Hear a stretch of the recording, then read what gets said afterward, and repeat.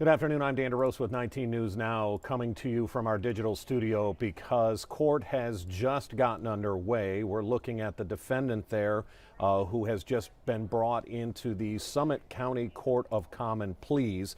That is 35-year-old Michael Olson. Back in June, the family of Mary Kay Wolfarth, 68 years old, of Akron, filed a missing persons report. At that point, later that day, they found her body in a storage unit in Akron on East Talmadge Avenue.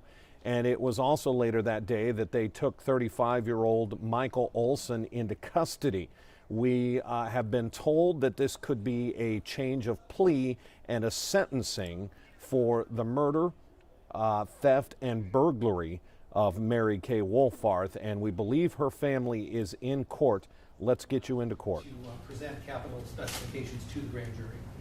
At the conclusion of that, we made the decision to accept defense's offer, which was that he would plead guilty to each and every one of the counts in this indictment for an agreed sentence of life in prison without the possibility of parole. In effect, Mr. Olson here is understanding that he is foregoing any and all remedy that a criminal defendant could ever undertake to get themselves released from prison. He is agreeing that he will die in prison as a result of this plea and sentence. Okay. Attorney O'Brien, is that your agreement? Yes, Your Honor. All right, thank you. So with that, you folks have provided the indictment to the court. Attorney O'Brien, is there anything that you would like to articulate on the record before I note just a couple items and before I inquire? Not at this time, Your Honor. We would have some remarks afterwards. Okay, certainly. With that, then, my understanding is, as part of your negotiations, that Mr. Olson will be pleading to count 1, aggravated murder, count 2, rape, count 3, gross abuse of a corpse, count 4, grand theft of a motor vehicle, count 5, trespass in a habitation. Is that correct? Yes, Your Honor. That's the entirety of the indictment before me. Also, as part of that agreement, the law requires that this court advise him regarding his duties to register as a sex offender and further duties to enroll as a violent offender under 2903.41. You folks are prepared to address those items here today as well, Attorney O'Brien? That is correct, Your Honor. Attorney Kroll? Yes, Your Honor. All right. Attorney Kroll, is there anything then that you would like to note for the record before I inquire? Your Honor, I think I neglected to mention earlier that in agreeing to this plea agreement, we did consult with law enforcement as well as the family of the victim who are here in support of this resolution. All right. Is there anything specifically today that you would like to note for the record regarding their input or perspective? I know many of them have written letters, Judge, and we have, I believe, 5 individuals who would like to speak at the time of sentencing. All right. Simply stated they're in agreement with the agreement and with the sentence? They are, Judge. Thank you very much. Both parties waived a pre-sentence investigation, but just so that we're clear here today on the record, Attorney Kroll, would you waive a pre-sentence investigation? I do, Your Honor. Attorney O'Brien, would you? Defense waives, Your Honor. All right, thank you. I know the state of Ohio and Attorney O'Brien previously requested that a psychosexual evaluation be performed. My understanding is that has been conducted and the parties have received that report. Further, my understanding that as part of the agreement, that report will be provided to the Ohio Department of Rehabilitation and Correction. Attorney Kroll, is that your understanding and agreement? It is, Your Honor. Attorney O'Brien? So agreed, Your Honor. Attorney O'Brien, then is there anything else that you would like to address with the court before I inquire? Procedurally, no, Your Honor. Thank you. Mr. Olson, then if you would please stand. Would you please state your name for the record? Michael James Olson. Are you a United States citizen? Yes, I am. Has anyone threatened you or forced you to get you to enter into this plea or promised you anything other than what you've heard here today on the record to try to get you to enter into this plea? No, Your Honor. Are you currently under the influence of any alcohol, chemical, drug, or medication that would prevent you from entering into this plea here today? No, Your Honor. Do you suffer from any mental or physical disability that would prevent you from entering into this plea here today? No, Your Honor. You understand while the state of Ohio and your lawyer and you recommend the sentence to me as part of this agreement, ultimately that sentence is my decision. You understand that? Yes, ma'am. Are you satisfied with the representation of Attorney O'Brien? Yes. Have you had enough time to discuss this plea with him? Yes. You understand the charges against you? Yes. You understand that if you plead guilty here today, you're admitting the allegations. You understand that? Yes. After admitting those allegations, I can find you guilty. You understand that? Yes. And then I can go ahead and sentence you in accordance with the law. You understand that? Yes. All right, sir, with that then, count 1, aggravated murder, an unclassified felony. You face a period of incarceration of a life sentence without the possibility of parole, and in fact, you've agreed to that sentence. Do you understand that? Yes, Your Honor. Regarding count 2, that is now subject to a new law, subject to what's called indefinite sentencing, and I'll address that here in just one moment, but it is a felony of the 1st degree. Count 3, gross abuse of corpse, a felony of the 5th degree. You face a period of incarceration of between 6 and 12 months if imposed, a fine of up to $2,500. Do you understand that? Yes. Regarding count 4, grand theft of a motor vehicle, a felony of the 4th degree, you face a period of incarceration of between 6 and 18 months and a fine of up to $5,000. Do you understand that? Yes. Regarding count 5, trespass and habitation, a felony of the 4th degree, you face a period of incarceration of between 6 and 18 months and a fine of up to $5,000. Do you understand that? Yes, Your Honor. All right, now, as it relates to the charge of rape, the felony of the 1st degree, you understand that this offense now carries under the new law what's called an indefinite sentence. Do you understand that? Yes. You understand that in accordance with this sentence, you will receive both a minimum and maximum term. Do you understand that? Yes. You understand that this court will select the minimum term for the range of penalties for that particular crime, which is between 3 and 11 years. Do you understand that? Yes, Your Honor. You understand that after this court designates the minimum sentence, the maximum term will automatically be the minimum plus 50% of the minimum stated term. Do you understand that? Yes. In this particular case, the maximum penalty that you could face on the charge of rape, the felony of the 1st degree, is 16 and a half years. Do you understand that? Yes.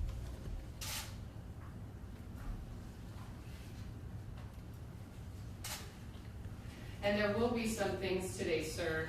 I understand that you folks have reached an agreement, and that agreement includes a sentence without the possibility of parole, but there are still legal requirements that I must cover with you. So please be patient. I appreciate that. You understand that as part of this indefinite sentence in this case, that at some point there would be a rebuttable presumption that you would be released after the minimum stated term. You understand that? I believe so. That presumption could be rebutted if the Ohio Department of Rehabilitation and Correction makes specific determinations regarding your conduct while confined, your rehabilitation, your threat to society, your restrictive housing, if any, while confined, and your security classification. Do you understand that? Yes. If the department at the hearing makes the specified determinations and rebuts the presumption, the department may maintain your incarceration after the expiration of the minimum term or after that presumptive earned early release date for the length of time the department determines to be reasonable, subject to certain limitations. Do you understand that? Yes. All right. I just want to make certain that we cover that with you at this time. All right. You understand that I can order you to pay court costs, fees, and restitution. You understand that? Yes. If I order court costs and fees and you're unable to pay those, I could order you to perform community service. For every hour that you work, you'd be given credit at the specified hourly credit rate. You understand that? Yes. Now, as it relates to post-release control, which used to be referred to as parole, on the charge of rape, the felony of the 1st degree, you would face a 5-year mandatory post-release control time frame. Do you understand that? Yes, sir. Counts 3, 4, and 5, separately and individually, the felony of the 5th degree and both felonies of the 4th degree, you would face up to a 3-year discretionary post-release control time frame on those charges. Do you understand that? Yes. All right, you would be supervised by the adult parole authority. And as it relates to counts 3, 4, and 5, other than count 2, the felony of the 1st degree, You would be supervised by the adult parole authority, and they can return you to prison for up to half of your sentence for all violations of that supervision. If you were ever to commit a new felony while on post-release control, in addition to being punished for that new conviction, that sentencing judge could add an additional consecutive prison term of 1 year or whatever time remains on your post-release control term, whichever is greater as a maximum. Do you understand all of that? Yes. All right. Now, as it relates to post-release control with count 2, the felony of the first degree, as I indicated to you and you told me you understood, you'll face a 5-year mandatory post-release control time frame. Do you understand that under the authority of the parole board, you could be returned to prison for up to 9 months for each violation of the rules, and that you could be returned to prison for up to half of your stated minimum sentence for all violations? Do you understand that? Yes. All right. Further, if you are convicted of a new felony while under post-release control with that particular conviction, again, in addition to being punished for that new conviction, that sentencing judge could add an additional consecutive prison term of 1 year or whatever time remains on your post-release control term, whichever is greater as a maximum. Do you understand that? Yes. All right. You're giving up your right to have a trial here today, a jury or a bench trial. Do you understand that? Yes. At that trial, the state of Ohio would have to prove your guilt beyond a reasonable doubt as to each and every element of the crime of which you're charged. You'd have the right to cross-examine, confront, call, subpoena witnesses, compel them to be here. You have the right to testify. Nobody can force you to testify, and the fact that you don't testify cannot be used against you. You'd be waiving all of those rights as well. Do you understand that? Yes, Your Honor. You're giving up your right to appeal the conviction in this case, and any appeal must be filed within 30 days of a sentencing entry. Do you understand that? Yes, Your Honor. All right. Now, I'm also required to inform you about 2 separate registration requirements. As we proceed through sentencing, the registration as a sex offender will be more detailed, but for now, you need to understand that in accordance with your agreement to plead to count 2, the felony of the first degree rape, you'd be designated as a Tier 3 offender. If ever released from prison on that particular conviction, you would be subject to register in person with the sheriff of the county in which you establish residency immediately within coming into that county. Registration requirements include lodging information, be it permanent or temporary employment, which could include volunteer services. You also have to register vehicle information and changes in all of this. Again, vehicle information, email addresses, internet identifiers, telephone numbers registered to or used by you to the sheriff with whom you most recently registered. And because you would be designated as a Tier 3 offender, you would have to do that for your lifetime with in-person verification every 90 days. Do you understand that? Yes, Your Honor. I'm required to inform you that failure to register, failure to verify residence at the specified times, or failure to provide notice of a change in residence address or other required information will result in criminal prosecution. Do you understand that? Yes, Your Honor. All right. No questions on that. Now, the new law also requires that I inform you that you would have duties to enroll as what's characterized as a violent offender.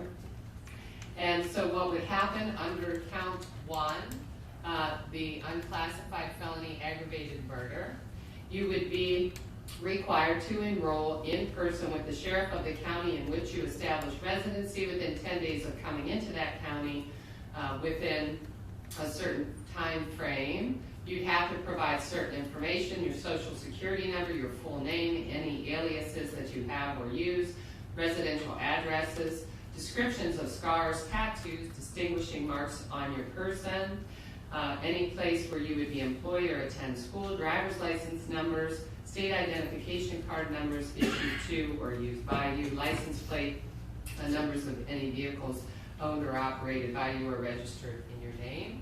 You would have to re-enroll annually. You would have to update that information.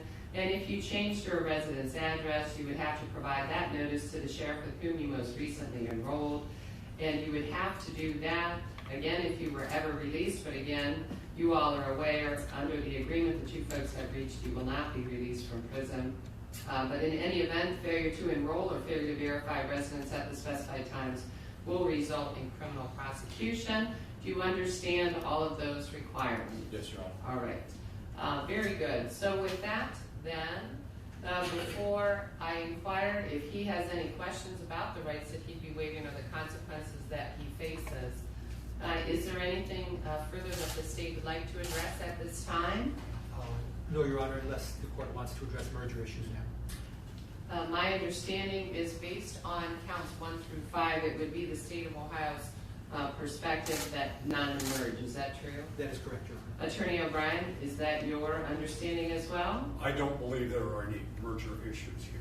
All right, thank you. So with that, sir, do you have any questions about the rights that you would be waiving or the consequences that you face? No. Knowing what your rights are, what the effect of a guilty plea could be, how do you wish to plead to count 1, aggravated murder, an unclassified felony, count 2, rape, a felony of the 1st degree, count 3, gross abuse of a corpse, a felony of the 5th degree, count 4, grand theft of a motor vehicle, a felony of the 4th degree, count 5, trespass in a habitation, a felony of the 4th degree. Let the record reflect the defendant's making a knowing, intelligent, and voluntary decision to withdraw his former plea of not guilty and enter plea of guilty at this time. I find you've been informed of all of your constitutional rights. You understand the nature of the charges, the effect of a guilty plea, as well as all possible penalties which could be imposed. Therefore, I will accept your plea and find you guilty of those counts. You may be seated. Thank you. We'll proceed to sentencing at this time. I'd ask Ms. Kiefer, if you don't mind, once I'm done at the time of sentencing with these 2 forms, I'll direct you to provide these to Attorney O'Brien and Mr. Olson so they can complete them for us. But with that, then, what would the state like to put on the record? Your Honor, initially, by way of the way the sentence is orchestrated, the state is going to recommend that the underlying charges, the rape, gross abuse of a corpse, grand theft of a motor vehicle, as well as the trespass in a habitation, all be opposed consecutively to one another, as well as consecutively to the aggravated murder count. Judge, this is the part of a sentencing where I normally go over the facts and the circumstances if we were arguing what the sentence should be. In this case, I'm not going to go through the gruesome details of this crime. Suffice it to say, this crime was made up of the brutal, horrific rape and murder of an innocent woman named Mary Walfart, who her family knew as Katie. Katie did absolutely nothing to contribute to the horrible crime that befell her. In fact, she even, in her very last moments, showed a kindness to this defendant. And for that reason, we believe that the sentence of life in prison with no possibility of parole is warranted, and we're asking the court to impose that sentence. What I do want to do is talk a little bit about the person who I came to know as Katie by talking to her family and friends since the beginning of this case. From the very beginning, I was told about a woman who was charitable, was kind, gave of herself everything she could to neighbors, friends, and even casual acquaintances. Person after person who came to us presented us with photographs and letters and stories about what Katie meant to them in their lives. And I think all that is reflected by the massive outpouring of support that's in your courtroom today, Judge. Your Honor, I'm going to ask that 5 representatives be allowed to speak and address the court before sentence is imposed. Okay. However you would like to proceed. Your Honor, there's 2 friends initially who want to talk. Jason Adams. Okay. Mr. Adams. And I believe the court reporter has the spelling of everyone. Okay. Thanks for being here, Mr. Adams. Thank you. Katie Wolfarth was my dear friend for 27 years. It is nearly impossible to quantify what her life meant. Her value is irreplaceable. When I came to Akron in 1992, a transplant from Cleveland, I had absolutely no one here. I had no friends. I had no family. We immediately chose each other. As soon as our eyes met, we knew we could trust each other like a spiritual family. We shared almost 3 decades of laughing, learning, and ultimate kindness. As a fellow antique dealer, she took me under her wing and supported me continually, as she did everyone that I knew. She protected me from the judgment of a sometimes cruel world, and I wish I couldn't have protected her more. Her simple grin could erase any feelings of depression that a day could bring me. She was truly the most kind person I have ever known. For many years, I asked for donations for the galas of the Greater Akron Humane Society, Possibilities, One-of-a-Kind Pet Rescue, and Happy Trails Farm Animal Sanctuary. She always took the time to donate countless items to these auctions to be benefited for these organizations that assisted any animal in need. I never saw Katie without a smile. She made a difference in everyone's lives, and I cannot name a single person who didn't love and respect her. She would give anyone anything they asked for. She would help anyone in need. Among her best qualities were kindness, loyalty, honesty, and pure love. All of those were stolen from her, her family, her friends, the day she was murdered. Michael Olson, you and all of us gathered here today know that you deserve to be put to death for what you did to Katie. You cannot be trusted and certainly do not deserve a life of convenience. A roof over your head, food, the ability to laugh and see your loved ones. You stole that from Katie, and for that I have absolutely no forgiveness. I want you to know that I was not blessed with my own children, but I will make it my personal mission to tell each and every friend and family member that I have that has kids what Katie was. Those children will grow up remembering Katie's goodness and spread her love. They will also fight to keep you locked away forever. You are a selfish, disgusting, hate-filled scourge. The world is a much safer and better place without your evil upon it.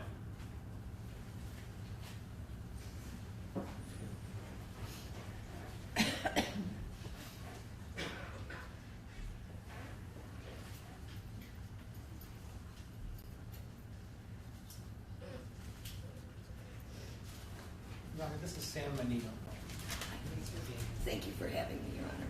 And I'd like to say thank you to all the brothers I have in blue. I worked for Maple Heights for many years. Lucky me.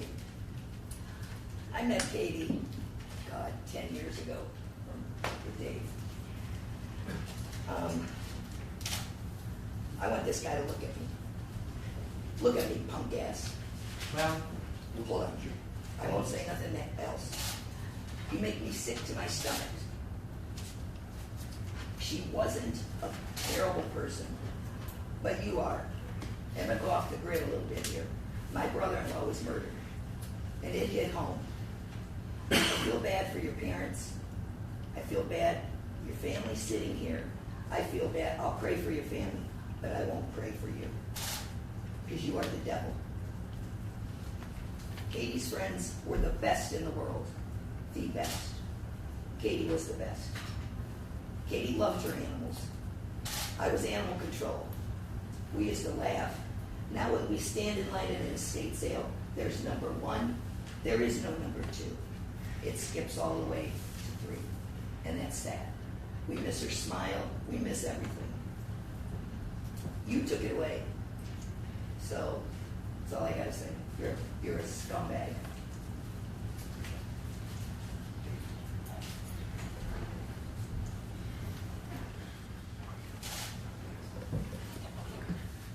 Judge, police, our victim advocate has a brief letter she'd also like to read, if that's okay.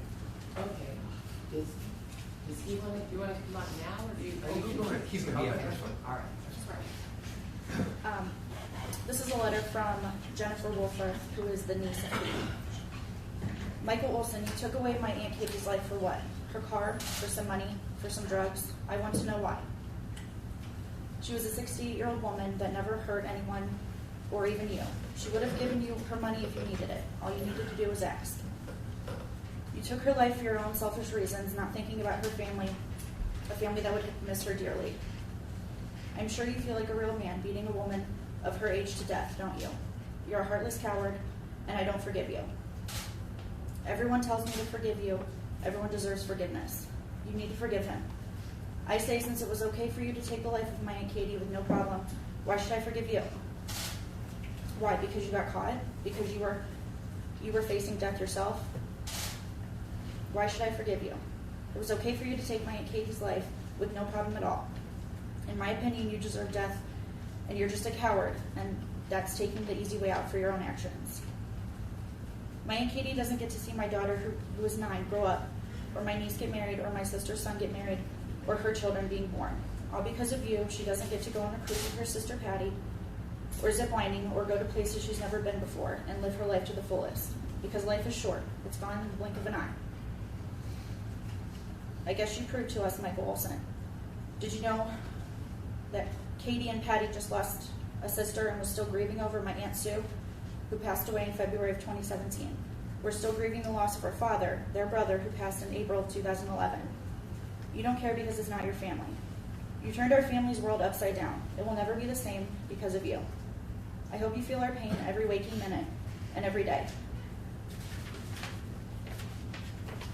For me, June 19th, 2019 will be a day I never forget. My sister called and said, "What are you doing? You need to sit down." And right there, I knew it meant someone had passed away. But I was not ready to hear the words, "Aunt Katie was murdered." I'm still in shock over these words and that she is gone forever. It's August 2019. I haven't slept well since that day because of you. You have darkened a bright light in our family. I want to know why you did it. At least tell us why. You got it easy. You get 3 meals a day, a bed to sleep in, free health care, TV, cable, library, and get to exercise, lift weights, and most of all, you get to breathe and live. My aunt is gone forever. She was cremated. She has her ashes now. She doesn't get to go on trips with her family or get to come home to her pets, and we don't get to see her on holidays anymore. Her seat will now be empty at the dining room table at Christmas because of you. Don't you think you owe us at least a reason why you took her from us? Let me tell you about the life you took. Katie was loved by everyone. She was the kind of person that would help anyone. My Aunt Katie could fix anything. She had a smile that could light up any room and loved to sell her antiques and go to yard sales and auctions with her best friend, Dave. She just started going on cruises with my sister and my Aunt Patty and enjoyed life. She was excited to go on the next one, and they had just started planning the details on Easter, and he took that from her. She loved animals and would rescue any animal, from ducks to rabbits, cats, and dogs. We just had Easter dinner with her. She always made Easter special for her great niece, my daughter, bringing extra eggs for her to hunt. She's only 9 years old, and you took her great aunt from her. Do you have aunts and uncles, Michael Olson? Do you have children? Would you want them to be murdered for no reason by a coward like you? I'm so angry with you. I've never hated anyone as much as I hate you. You are why I believe the devil truly walks beside us every day. I hope what you did to my Aunt Katie eats you up inside every day. You might be big and muscular, but you do not scare me. To me, you are a coward and a waste of space on this earth. To me, they should take the food that they feed you every day in shelter and feed a homeless veteran that served our country. I don't think you deserve any freedoms at all. My Aunt Katie deserves to be with us here today. I'm sure your family is destroyed by your actions as well, and I'm sorry my words and feelings hurt them. But they still get to visit you and talk to you. Because of you, we don't get to see or talk to Aunt Katie anymore.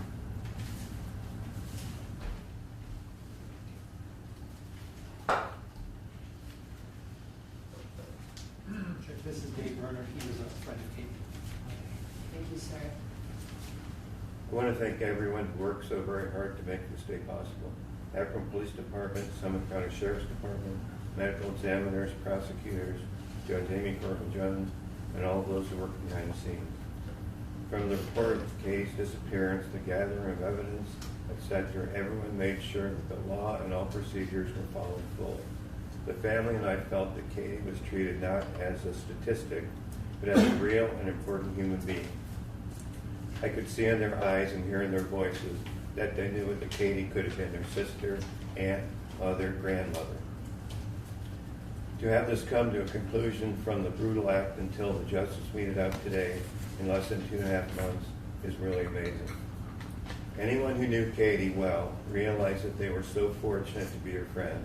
I feel truly blessed to have been so close to her. She was always a protector of and a voice for those who needed someone on their side, be they human or animal. I try to live my life as selflessly as Katie did and emulate her wonderful qualities. Someone like Katie does not come along very often.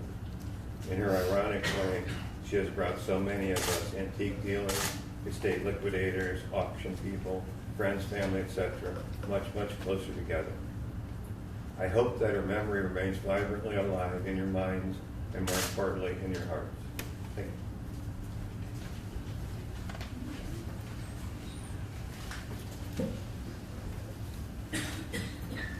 Judge, this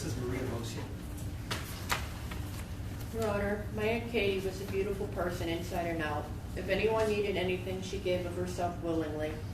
Every day she displayed compassion and empathy to those that needed it. She was young at heart, fun, and loved adventure. Aunt Katie was my zipline partner through the forest of Jamaica. Once we were completely lost while wandering the streets of New Orleans late at night. We ended up getting a ride from a security guard when he realized how navigationally incompetent we were. Being lost didn't frighten her. This was an escapade to her, one that we would tell everyone about when we returned. A few years ago, I introduced her to cruising, and she loved it. Every year, she looked forward to going with her sister, myself, and friends, visiting new places and meeting new people. She created a bucket list of places to go that she will never get to complete. From now on, our cruises and vacations will be filled with a huge void and an element of sadness. Moving forward will be difficult. Our family get-together at the holidays will be smaller and not filled with as much excitement. Aunt Katie will not be there with boxes and bags overflowing with food, fruit, pop, and goodies.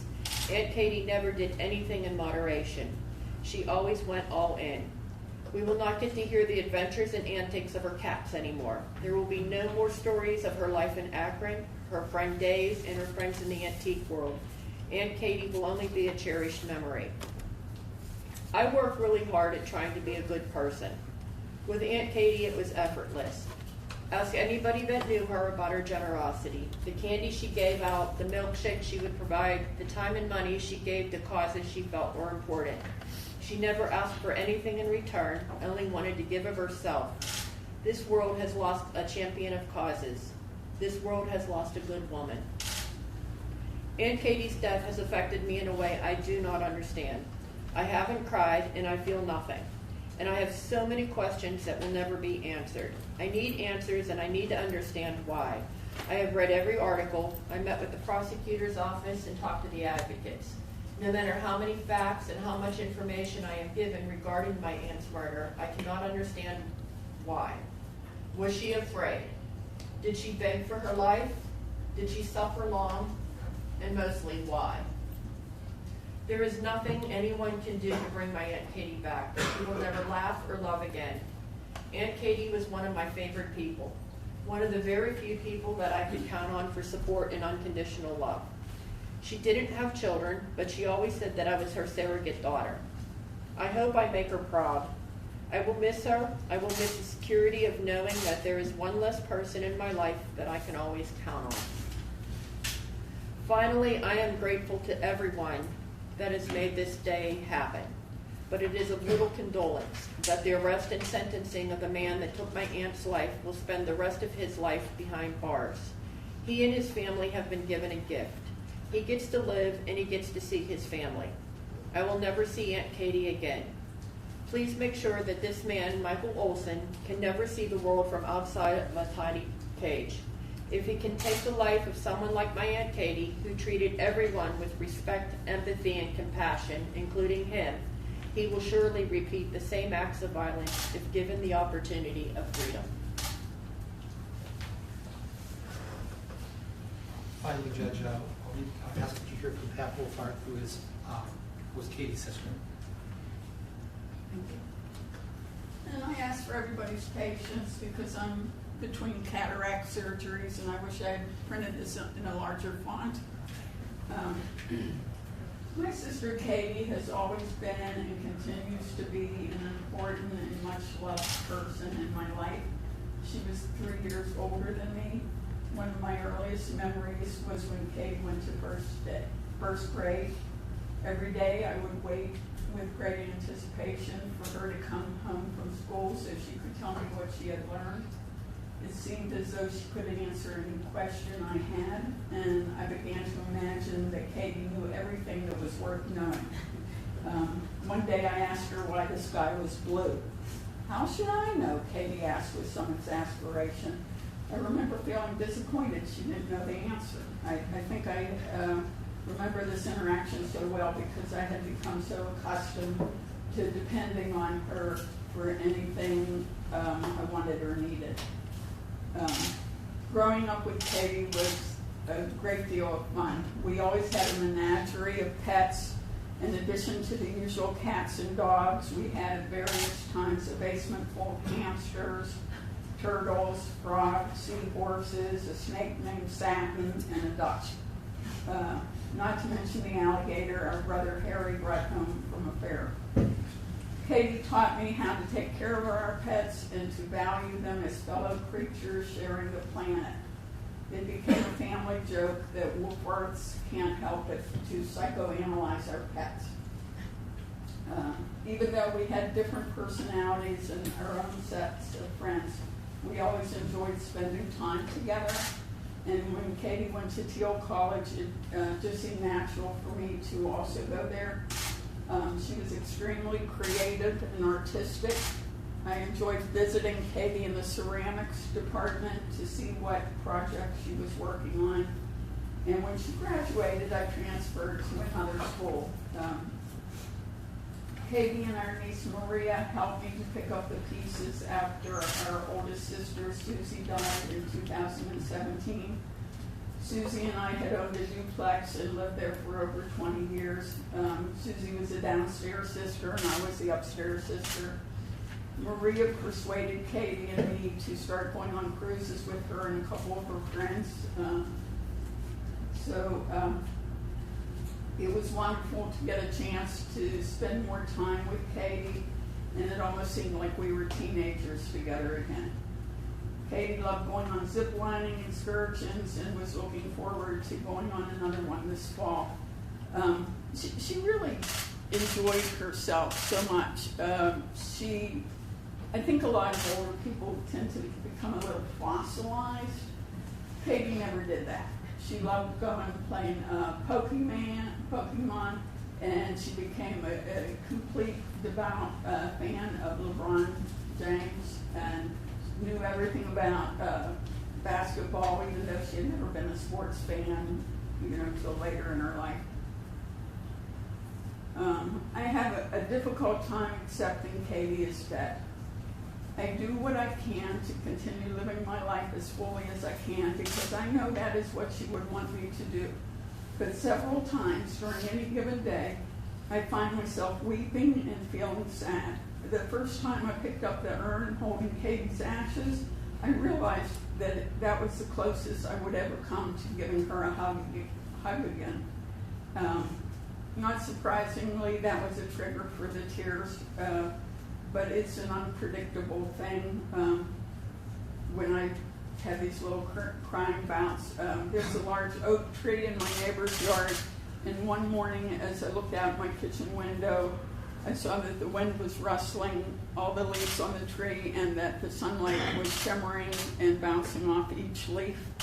And I started to cry again because I knew Katie would never enjoy such a beautiful moment again. You never had that opportunity. Katie was one of the most capable people I've ever met. She was a problem solver. You could always tell when she had something she was working on. She would get pieces of paper out and start writing little things and get her,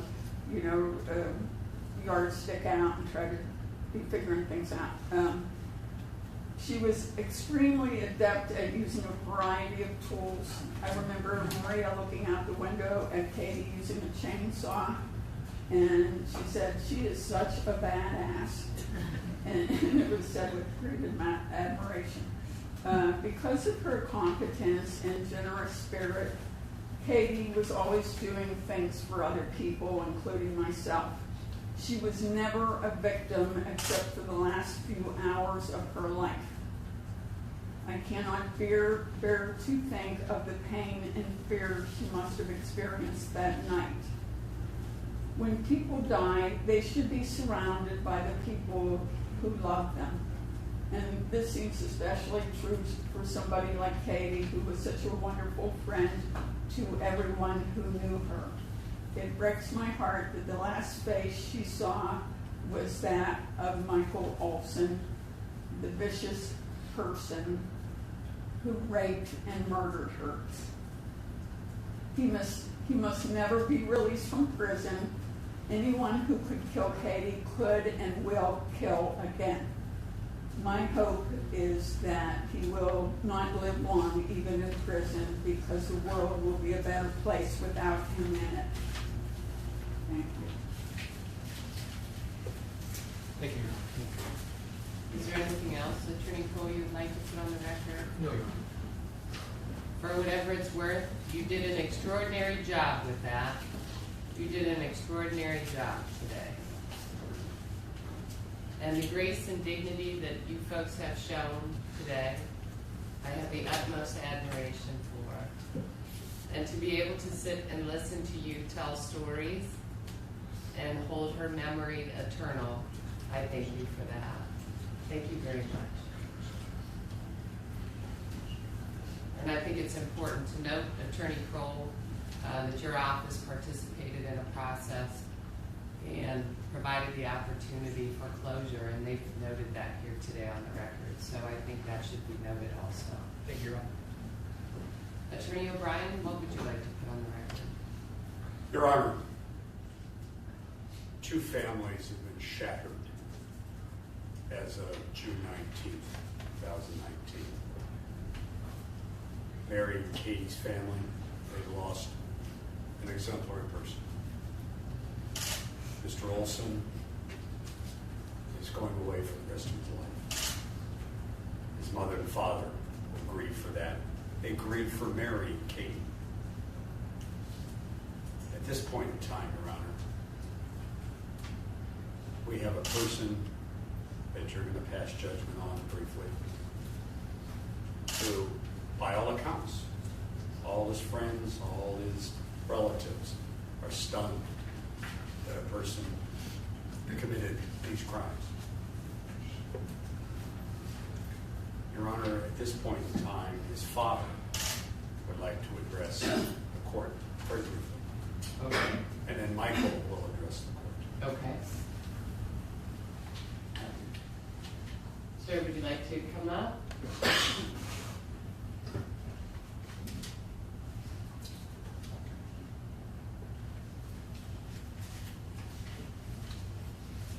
This letter is from Mike's mother and myself. I want to thank the court for letting me speak. I received a call to come to the shop and let the police enter. I personally want to thank the police officers and detectives for treating me with respect and being professional in a situation as terrible as any parent can experience. Thank you. I said Mike would be at my residence. I went there, met sheriff, waited for the Akron detectives. Again, they were perfect gentlemen and professional.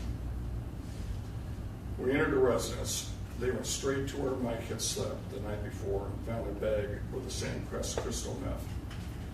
I contacted Kerry O'Brien the next day from a friend's advice.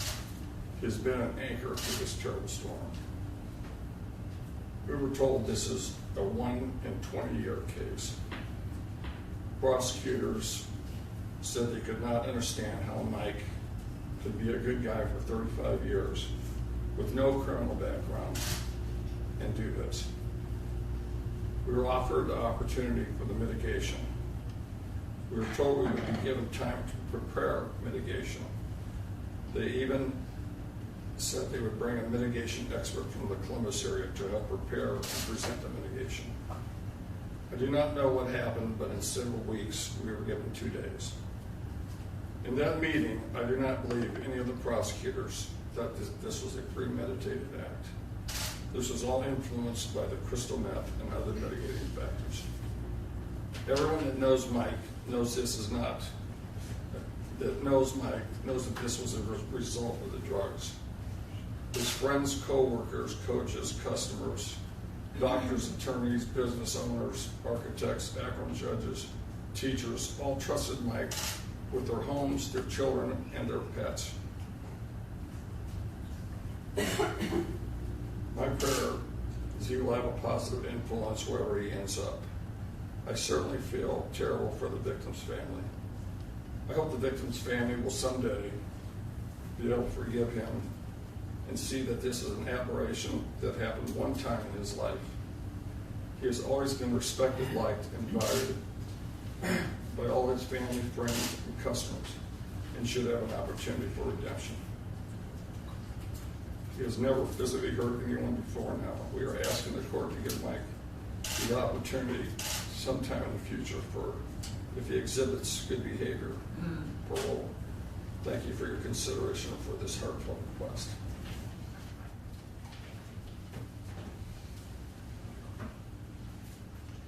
Your Honor, I would feel, not to interrupt things, I feel a need that, to express that, again, this plea agreement was made with the understanding and the offer by the defense that Mr. Olson spend the rest of his life in prison.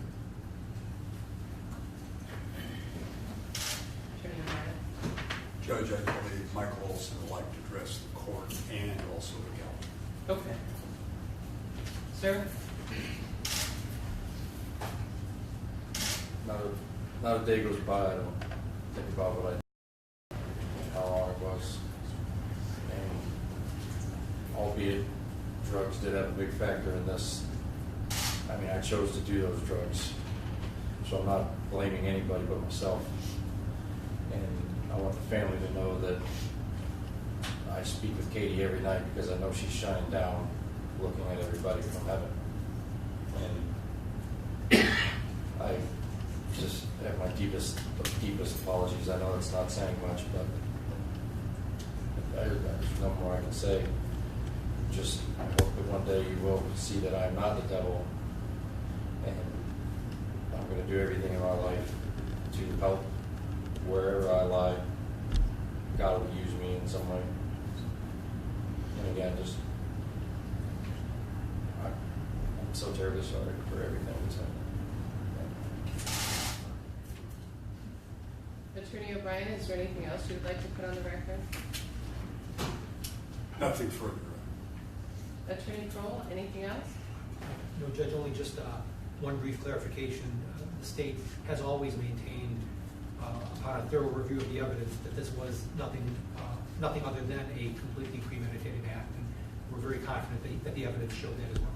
All right, thank you very much.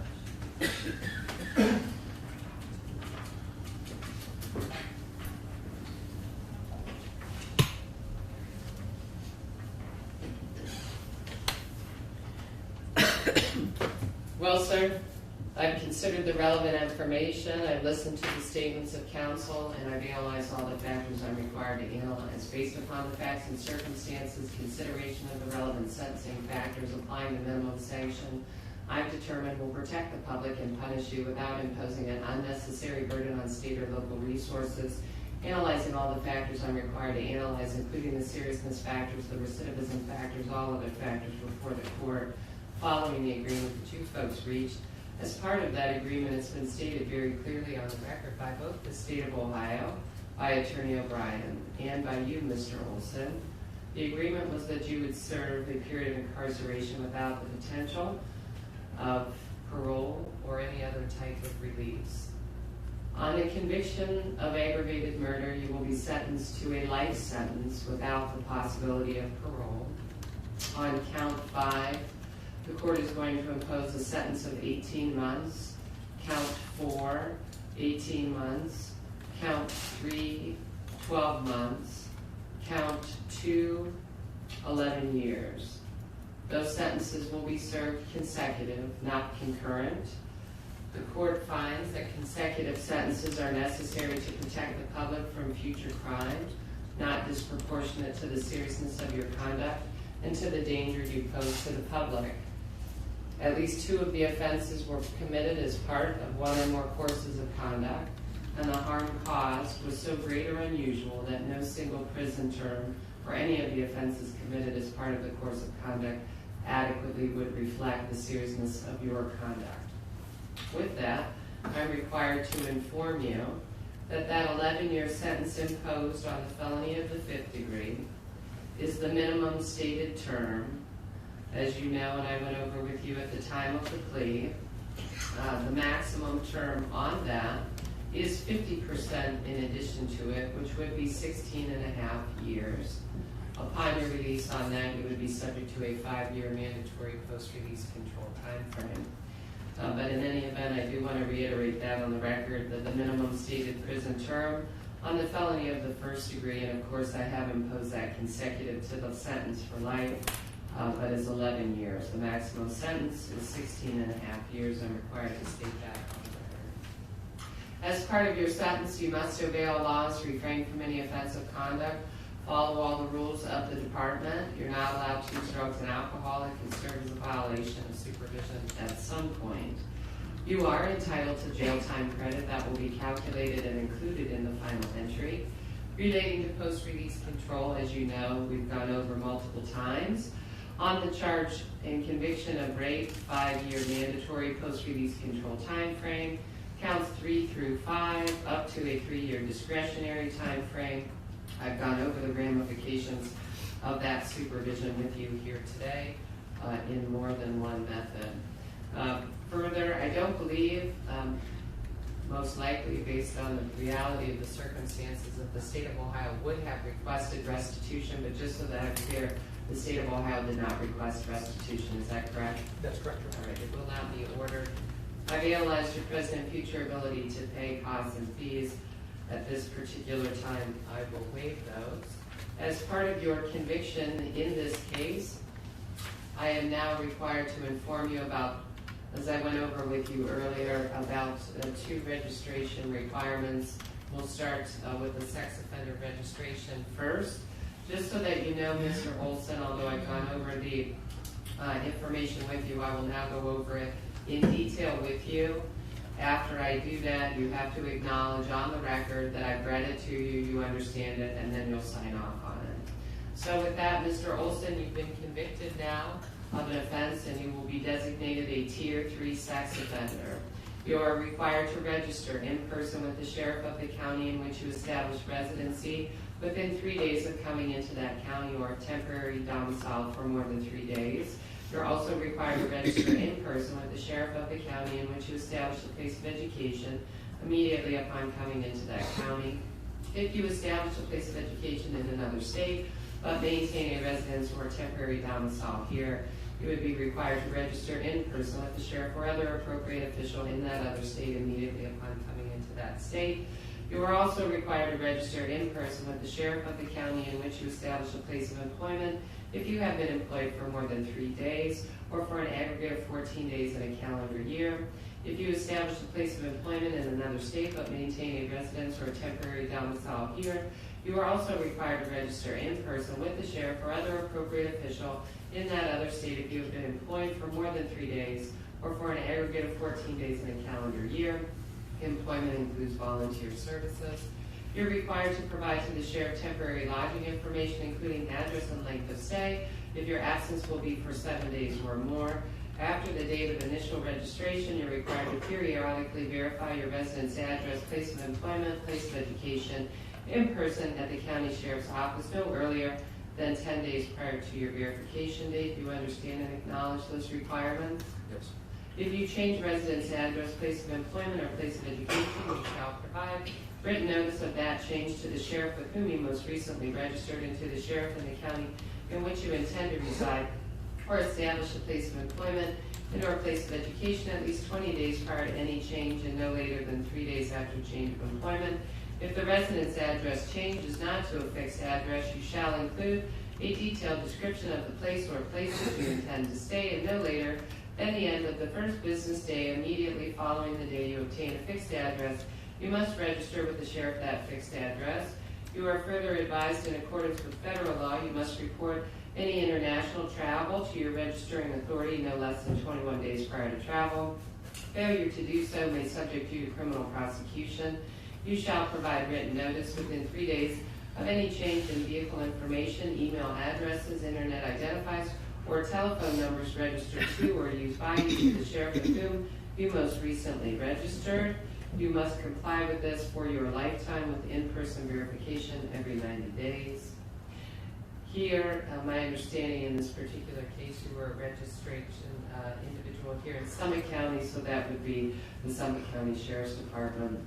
Failure to register, failure to verify residence at the specified times, or failure to provide notice of a change in residence address or other required information as described above will result in criminal prosecution. Ms. Kiefer, I will hand you this form. Mr. Olson You understand that by signing this form, you acknowledge that the requirements have been explained to you and that you've indicated that you understand and acknowledge them. Is that correct? Yes, Your Honor. All right. Thank you.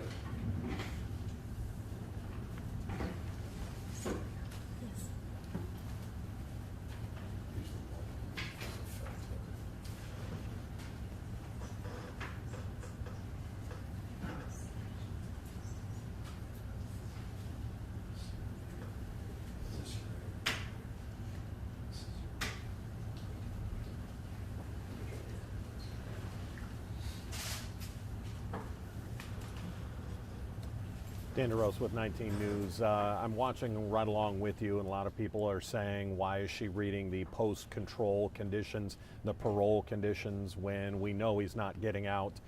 He has been given life in prison with no chance of parole, but you have to go through the procedure. It has to be documented. Cases like these often get reviewed by the Ohio Supreme Court. If a judge failed to inform Mr. Olson of everything they need to go through, the case could potentially be thrown out, and nobody wants that to happen. Let's get you back into court.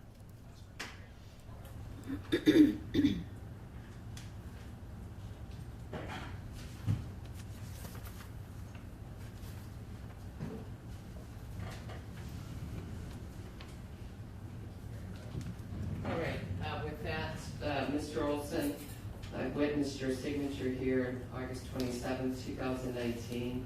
I certify that I informed you of your duties as set forth above, and you indicated to me an understanding of those duties. I'll go ahead and sign this form and dated August 27, 2019. With that, then, I'm also required to address the duties to enroll as a violent offender. Again, at the end of this explanation, you'll have to acknowledge that I read you the provisions and that you acknowledge and understand them. Okay? Yes, ma'am. All right. You've been convicted of an offense, and you would be considered now a violent offender as defined in Ohio Revised Code 2903.41. You are required to enroll in person with the sheriff of the county in which you establish residency within 10 days of coming into that county, or of occupying or dwelling for more than 3 days in the county. You are required to provide the sheriff certain information, including social security number, full name, any aliases you use, your residential address, information regarding the offense of which you were convicted or pleaded guilty, a description of any scars, tattoos, or other distinguishing marks on your person, the name and address of any place where you are employed and attend school, driver's license numbers, commercial driver's license numbers, state identification card numbers issued to you, the license plate number of each vehicle owned or operated by you or registered in your name. The vehicle identification number and a description of the vehicle must also be provided to the sheriff. You're required to provide the sheriff fingerprints and palm prints. The sheriff will also obtain a photograph of you at the time of enrollment. After the date of initial enrollment, you're required to re-enroll annually. You must update or amend any of the information described above that has changed and provide additional information requested at the county sheriff's office within 10 days of the anniversary of the calendar date on which you initially enrolled.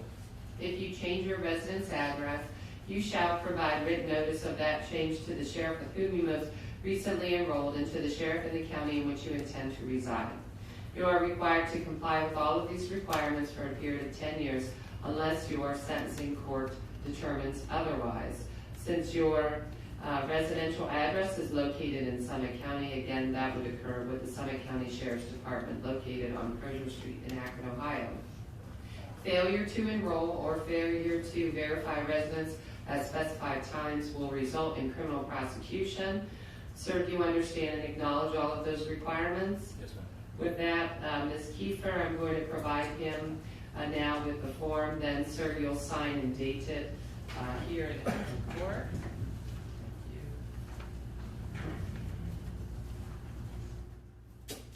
Dan DeRose again with 19 News Now.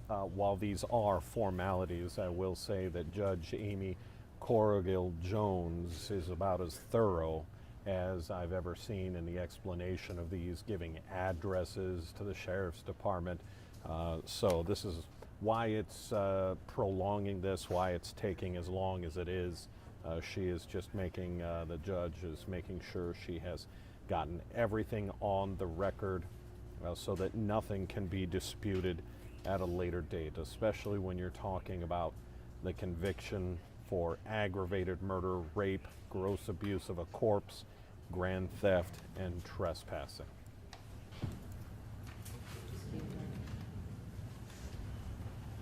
Mr. Olson has signed the document and dated it August 27, 2019. Again, I certify that I informed him of his duties, and he indicated to me an understanding of those duties. I'll go ahead and sign.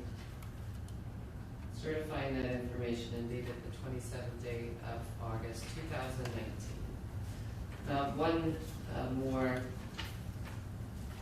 issue just to address so that we're certain on the record. I'm required to inform you about post-release control because I imposed the minimum sentence on count 2 of 11 years. You understand, sir, that regarding count 2, you could be returned to prison for up to half of your stated minimum sentence for all violations of post-release control supervision. And again, if you're convicted of a new felony while on post-release control, in addition to being punished for the new offense, the sentencing court can terminate your post-release control and impose a consecutive prison term of 1 year, or whatever time remains on your post-release control term, whichever is greater as a maximum. I'm also just going to repeat, although I did this at the time of the plea, I thank everyone for their patience, that as it relates to the minimum sentence and the maximum sentence, again, there's a rebuttable presumption that you would be released, although we all know on count 1, it is a sentence of life without the possibility of parole, but I'm just making the record here. There's a rebuttable presumption that you could be released unless the ODRC makes specific determinations regarding your conduct while confined, regarding rehabilitation, your threat to society, restricted housing, if any, while confined, and security classifications. And if the department at a hearing makes specific determinations and rebuts the presumption, the department may maintain your incarceration after the expiration of the minimum term or after the presumptive earned early release date for the length of the department determines to be reasonable. So we have that. We also have the psychosexual evaluation that, again, both parties have reviewed. Let me ask you this from the state of Ohio's perspective. Is it your preference to mark it as an exhibit and make it court of the court record, or do you just want me to forward that down to the Ohio Department of Rehabilitation and Correction? Of course, if we make it part of the record, we can have that sealed. You tell me your preference. Yes, Your Honor. I think both. I think a sealed record as well as a copy to the ODRC would be appropriate. Okay, then we'll go ahead and do both with that. I've imposed the sentence. I address costs and fees, restitution, post-release control, the indefinite sentencing requirements, both the violent offender registration form, the sex offender registration form. I believe I've covered everything I need to cover here today. Is there anything further from the state of Ohio at this time? No, Your Honor. Attorney O'Brien, anything else? Nothing further, Your Honor. All right, thank you. The court is in recess. DeRosa with 19 News Now. You're about to watch Mr. Olson here, Michael Olson, his last sort of glimpse of being a free man. He has pleaded guilty to several charges. It was part of a plea deal that he gets life in prison without the chance of parole as we get through court. This was a very emotional day, as many of these are, when we get to hear from family. When we hear from family as they do what's known as victim impact statements. I'm going to play back just a couple of those comments for you because it did get a little heated at one point. One of the family friends had to be temporarily stopped by the judge when she started to use vulgar language. But take a look. I want this guy to look at me. Look at me, punk ass. Well, Hold on, Drew. I won't say nothing else. You make me sick to my stomach. She wasn't a terrible person, but you are. I'm going to go off the grid a little bit here. My brother-in-law was murdered, and it hit home. I feel bad for your parents. I feel bad your family's sitting here. I feel bad. I'll pray for your family, but I won't pray for you because you are the devil. You took her life for your own selfish reasons, not thinking about her family, a family that would miss her dearly. I'm sure you feel like a real man beating a woman of her age to death, don't you? You're a heartless coward, and I don't forgive you. Everyone tells me to forgive you. Everyone deserves forgiveness. You need to forgive him. I say, since it was okay for you to take the life of my Aunt Katie with no problem, why should I forgive you? Why? Because you got caught? Because you were facing death yourself? Why should I forgive you? No matter how many facts and how much information I am given regarding my aunt's murder, I cannot understand why. Was she afraid? Did she beg for her life? Did she suffer long? And mostly, why? Among her best qualities were kindness, loyalty, honesty, and pure love. All of those were stolen from her, her family, her friends, the day she was murdered. Michael Olson, you and all of us gathered here today know that you deserve to be put to death for what you did to Katie. You cannot be trusted and certainly do not deserve a life of convenience. A roof over your head, food, the ability to laugh and see your loved ones. You stole that from Katie, and for that, I have absolutely no forgiveness. Just some of the emotional comments we heard in court today in Summit County in the Akron murder of Mary Kay, but as her family and friends called her, Kate Wolfarth, just 68 years old. I was watching right along with you. A lot of people had questions and comments about the crime itself. We heard the suspect, Mr. Olson, refer to crystal meth, that he was on drugs at the time, but he wasn't going to use that as an excuse. We know that Kate Wolfarth died of blunt force trauma to the head and neck. She was found in a storage unit the same afternoon that family had reported her missing. We're going to wrap up our coverage. Harry Boomer, our reporter, was in the courtroom. He'll have much more coming up on our early news, but this is how we cover news here at 19 News Now, is because we know it is happening now. It doesn't happen just at 4, 5, and 6 throughout the day, and we've had hundreds of you watching, and I want to thank you for that. I'm Dan DeRose with 19 News Now. Hope you have a good afternoon. 19 News. First, fair, everywhere.